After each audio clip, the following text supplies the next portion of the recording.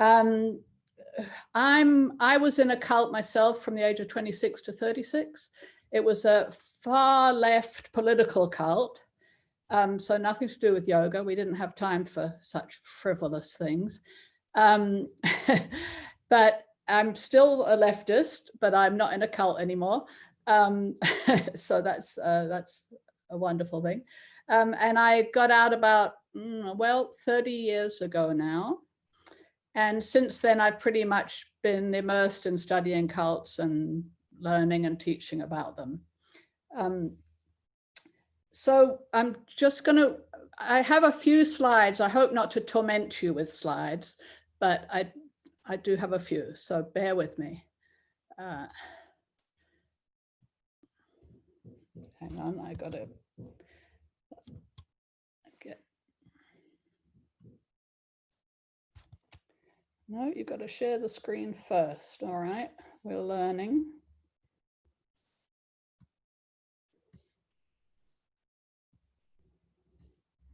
And I hope you'll still be able to see me, because that's also, I like to gesture and so forth.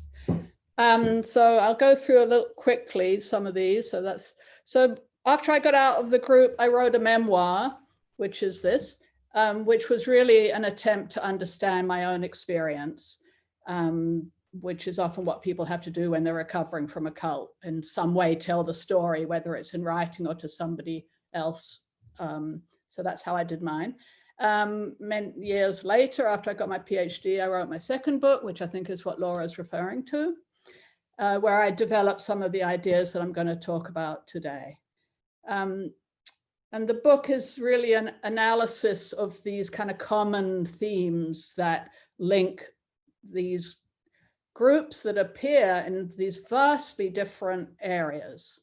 And I'll talk about that kind of range soon. So what I'm going to talk about today is I'm going to show us briefly a few cults. I'm going to talk about the definition that I use of totalist groups. I'm going to talk about how brainwashing works. I like to use the word brainwashing because I think it's the, oops, sorry, I'm just unzoomed myself. I think it's the word that lay people understand, and I like plain English. And I'm going to emphasize personal relationships and how those are affected in these groups, because that's kind of what I look at and what I think is important. And then I'll talk about the resulting emotional and cognitive effects. So our feelings and our thinking and how those are affected in cults, and try to get at the end to prevention, some issues about prevention, if we have time. So here are some of, oops, okay, let me, some of my favorite cults. This is just to give you an idea of the range, really, because there are zillions of them. Prevalence is much higher than we know or understand. So this chappie is David Koresh, famously of Waco, which probably some of you have heard of. I'm not going to go into all the backstories, it would take forever, but he was a Seventh-day Adventist, a sort of offshoot of that. Jim Jones of Jonestown, I hope you're all familiar with. This month is the anniversary of, I think it was 1979, where his 900 plus followers, I say, were murdered. Often it's portrayed as suicide, but I say it was actually, he murdered them. People think women don't lead cults. Well, they're wrong. There are fewer of them, but plenty nonetheless. This is Elizabeth Clare Prophet. She had a cache of weapons under a mountain in Montana in the US, also a kind of Christian-based cult. Actually, all the ones on this page were sort of Christian-based, but that really doesn't mean anything. Don't take that too seriously, because they're any religion, whatever. I put TB Joshua here because this is a really growing problem in the UK. He's just one of many, many, many cult leaders who are part of the prosperity gospel, Pentecostal tranche of cults. And that's growing rapidly in the UK right now, and I'm quite concerned about that. Oh, I think you'll recognize our friend here.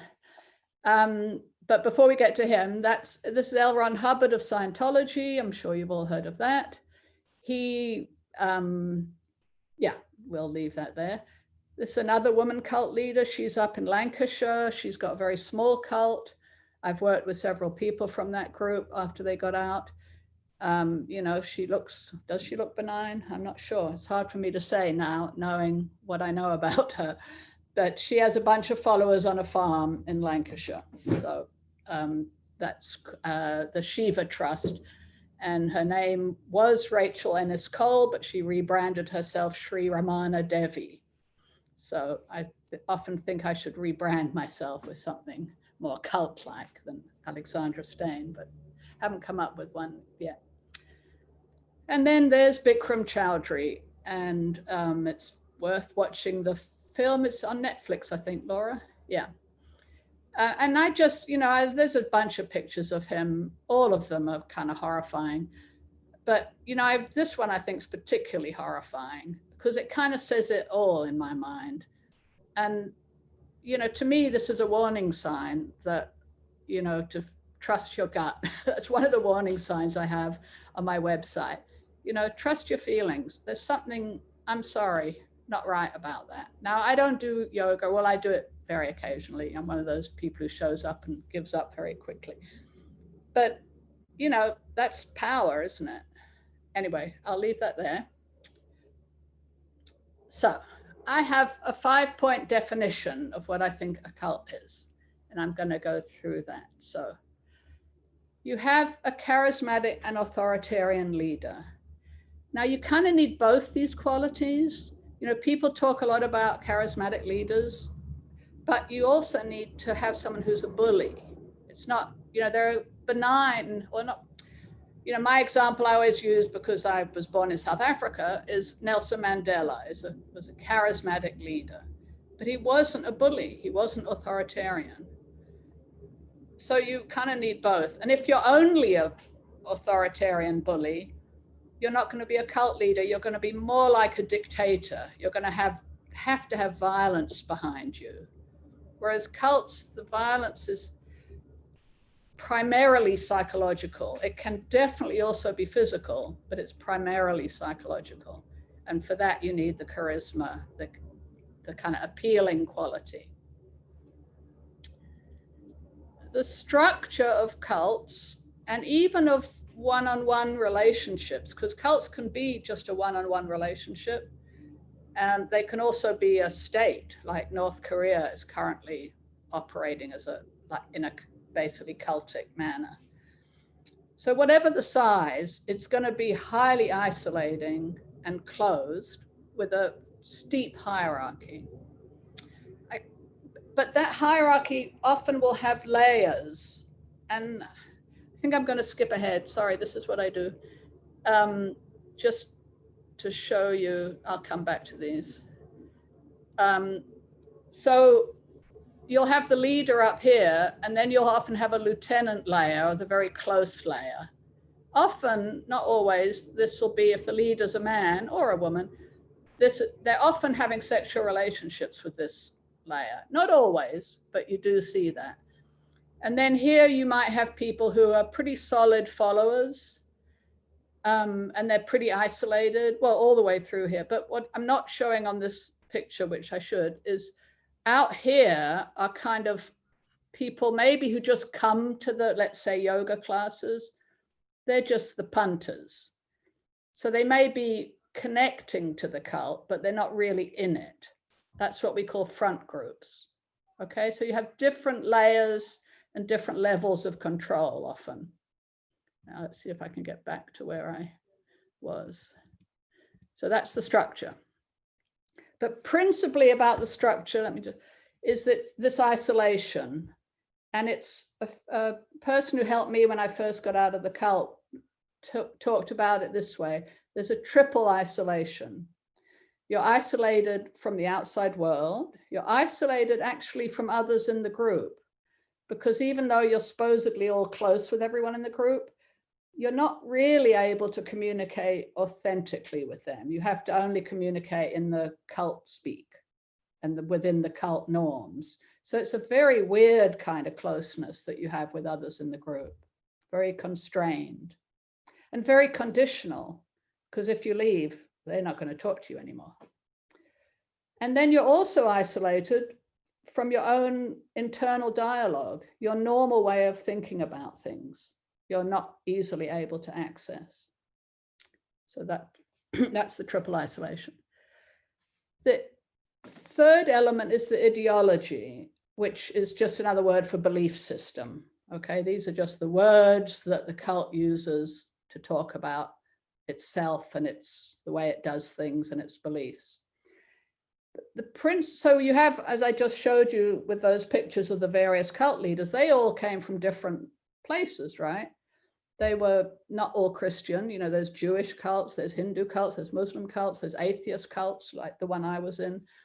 There's running cults. You know, they're not linked by the content of the belief system.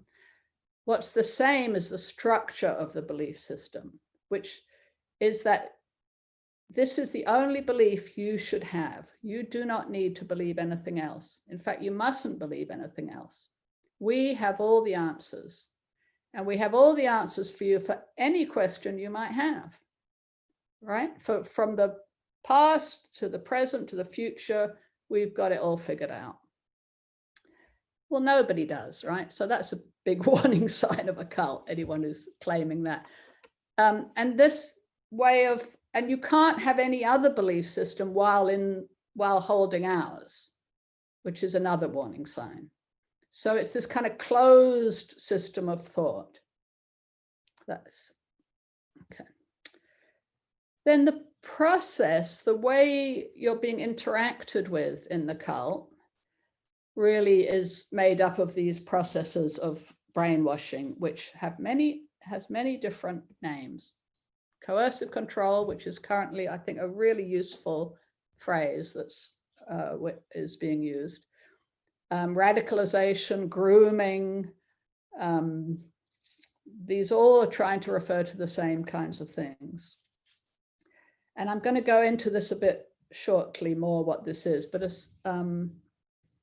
essentially this process, it doesn't turn people into robots, which is sort of the cartoon version, but it does prevent people being able to clearly think about their own experience. So I'll talk about that in a moment.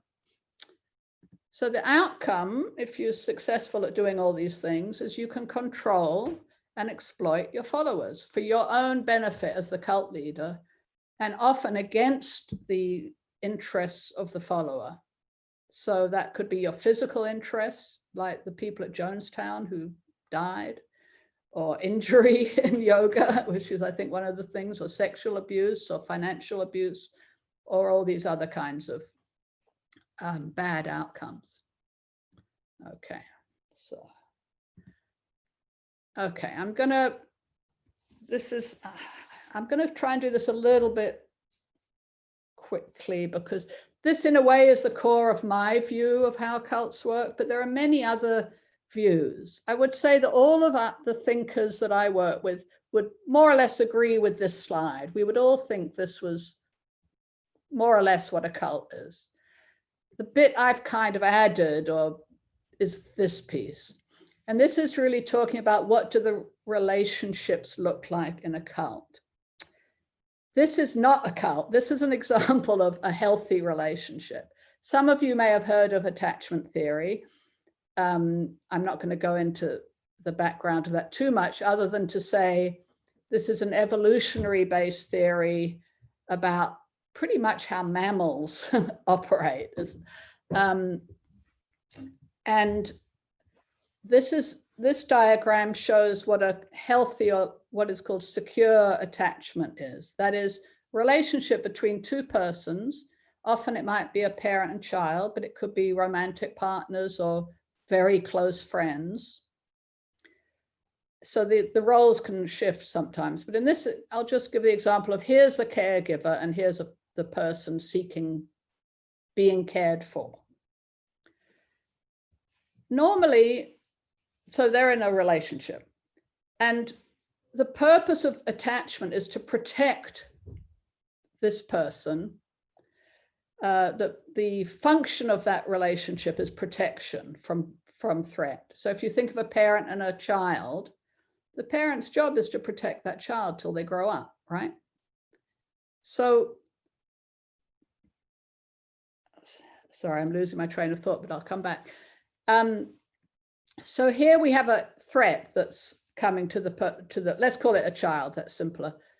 You know, the child is, a dog comes running up to them with big teeth, you know, or it could be an internal feeling of stress or threat. They're tired, they're hungry, whatever. So they go and seek their protector, their caregiver, to resolve that feeling of fear or stress. And in a healthy relationship, that carer is going to look after them, provide them with what they need, and they'll feel safe. And once the threat has gone, they're going to then say, okay, mom or dad, I'm done now. Thanks for your help. I want to go back and out into the world and explore again. So you have this seeking protection when stressed, and then going back out to explore your world when you've been comforted. That's the essential dynamic. And it's kind of, if you think about any good relationships you have, that should be how they're working, right? Sometimes it goes both ways. With parents and young children, it's going one way, but it's kind of like a rubber band of keeping you within a homeostatic kind of system of stress and comfort, stress and comfort. I hope that's sort of making sense. That's all well and good. Disorganized attachment, which Laura mentioned, is when this goes badly wrong. There's ways it can go a little bit wrong, which people can sort of manage, but this is a badly wrong form of attachment. And that's when the caregiver is the perceived safe space, but they're also frightening. They're also creating a situation of threat or fear. So the person needing care is going to experience feelings of stress because, let's say, their father, let's say it's a father-child, is frightening and is shouting at them, or in other words, frightening. But they're also that father is also supposed to be the protector and the comforter. So if this is an isolated system and there's nowhere else to go, that person is going to try to seek comfort from the source of threat. And that's the dangerous thing. If they were not isolated and there was their nice mother or auntie or friend out here they could get comfort from, this wouldn't work. They would be able to go out. I mean, this would happen, but they would go outside that relationship to get comfort. So isolation is key in this. So if they are isolated, they seek comfort from the source of fear, and that has very bad effects. That's what we call a trauma bond or a disorganized bond. And it's sort of the deer in the headlights thing.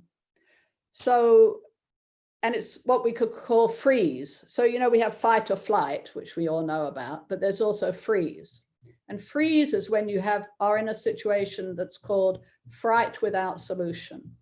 There's no escape from the system. And when we freeze, there are two things that happen.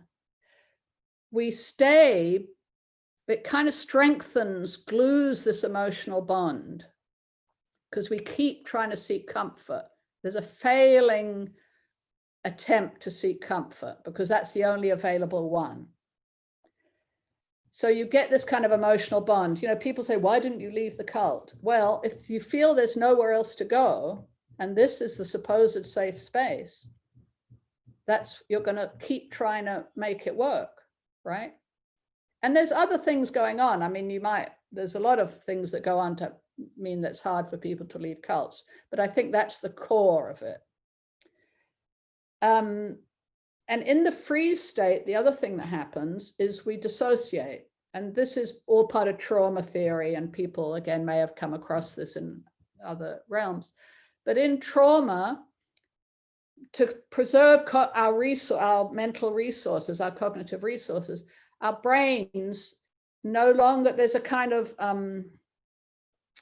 a chasm that's created between our higher order cognitive thinking, where we logically think, what can I do to resolve this problem? And our feelings, which are like, I'm terrified, there's a terrible problem, I don't know what. In trauma, where there's no escape, those two don't link up. They're split. So you're just kind of blank in a way. You cannot think about your feelings. It's another way that people can't leave these kind of relationships, because they're not able to think clearly and make a sensible plan, because they're in this freeze state. And importantly, the freeze is not necessarily related to other things they're doing in the world. So when I was in my cult, I was a very highly qualified computer analyst, which I didn't want to be, but the cult had told me to do that. I was perfectly functional at work, and I could think very logically, but I couldn't think about the relationship with the group. I simply couldn't think about it until I was ready, until I could get out. Then I could think, then my thinking came back right away, which is another story how that happens. Okay, so let's see. So here's kind of how it works very briefly. So shall we talk about, let's talk about yoga, as that's what we're here for. So let's say this is a yoga cult. So this person over here has a network with their friends and family. This is strong ties to their family. Maybe these are some work ties, aren't so strong, and these are some weak ties to various other acquaintances. But they want to do yoga. They meet, or somebody says, come and do yoga. This is a great school. So that's fine. And initially, the recruiter, even if they don't know they're a recruiter, they might not know they're a recruiter. They may just be someone who's starting to get into the cult. Says, oh, this is the best school, and oh, and you're great, you'll do so well. And there's kind of a lot of attention initially, which we can, especially once you get further in, which let's go here. So this person is now being pulled away from their own network and into this network. Now we're going to get what we call love bombing. I mean, this doesn't happen in clear steps, it's an organic process in a way. So, but it's more or less like this. So now, come on, welcome, this is great. You get this love bombing effect, and you get pulled away from your own network. So this beginning of isolation starts happening. And this is going to be, I've had clients, I do post-cult recovery counseling, and I've had clients in yoga cults who, talk about, well, they went to a couple of classes, then in a few weeks, they were going every night, and then they were going to the retreats, and then they were volunteering for the retreats. And so it goes. So by the time they're volunteering their free labor for the retreats, and then to do clean up afterwards, and to bring the food, and to clean the bathrooms, and to whatever else they're doing, buy the videos, I don't know exactly how it works for anyway, more or less like that, right? Now, once they've lost their own personal network, we can start bringing in the threat. And again, this isn't linear, but it's more or less like this. And the threat is going to be things like exhaustion, like sleep deprivation, like, get up at 4 o'clock in the morning to start your practice. Do it before work, come to class after work. So exhaustion is particularly, I think, in your area would be an important part of the stress that's induced. You're going to have, well, again, I'm not going to talk about yoga here you can tell me what you've experienced, some of you, who, if any of this is resonating. And of course, I don't mean all of yoga, I mean yoga cults. But, you know, in my group, there was a kind of confessional element, which you often see. So you have to talk about your own personal shortcomings, usually. They don't really focus on your strengths. And you may be on a hot seat with the group criticizing you, what you've done wrong. You're also going to get threats about what's going to happen if you leave, if you fail or you don't work on your practice. You know, all these bad things are going to happen to you. There's kind of this fear of leaving the group. There's fear of not attaining what I call it, failing to attain the unattainable. So the goals are set so high, and you're supposed to be trying to become a perfect practitioner of whatever it is, but in fact, you can never attain that. And the only perfect person is the leader. So there's just a lot of stress that starts to get placed upon a person who maybe started whatever the activity was at the beginning for the opposite reason, to de-stress, for instance, right? Okay, so that kind of starts the creation of that disorganized bond. And then you get this alternation of, my book is called Terror and Love. So you get threat, but then you get these reliefs of that, like what Judith Herman calls, I'm forgetting the phrase now, but, you know, temporary moments of letting off the pressure, a little bit of praise, a little bit of something nice, just to kind of keep you hooked in. But mostly it's pressure and stress. Okay, here's sort of my little formula. If you want to become a cult leader, I recommend you do this.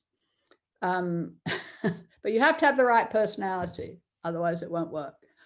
So you isolate the person from their prior personal network. You engulf them in your system, which also helps to isolate them, because if they're busy all the time with your system, they can't deal with their own personal network anymore. Then you arouse threat, and that creates the disorganized attachment with the gluing of the emotional bond and with the inability to think about your experience anymore. And in that gap, you, the cult leader, can tell them what they're experiencing. So, oh, you know, you're finding this hard? Well, that's because you're not trying enough. You're not putting in enough hours. Or, you know, yeah, that would basically be, you're not working hard enough. Whereas what you're really feeling is oppressed and abused.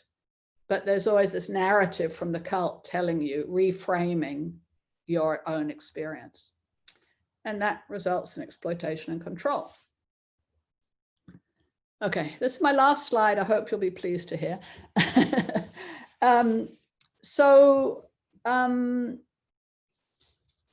Well, let me just go back before I do that. So you know, really the number one thing I want to emphasize is this process of isolation and engulfment in a single system. This is where you get dangerous relationships. So I guess that's, oh, and one other thing I want to say is that when you're in this fear arousal element of this, often there's a moment, so I'll give my own story. When I was in my cult and I was like at the beginning of the recruitment and right when I decided to join, and there was all this pressure being put on me and I was sleep deprived and various things. And I just started feeling crazy. And I'm actually not a crazy person. I might be annoying, but I'm not crazy, you know. And I started feeling really crazy, and this went on for a while. And then finally, I kind of thought, I must just, and I didn't like what the group was telling me to do, and I didn't like the group. But I, by then, had been isolated. And I remember really clearly this feeling of kind of standing on a bridge, going, how do I deal with the fact that I'm going crazy? And I thought, I must join the group.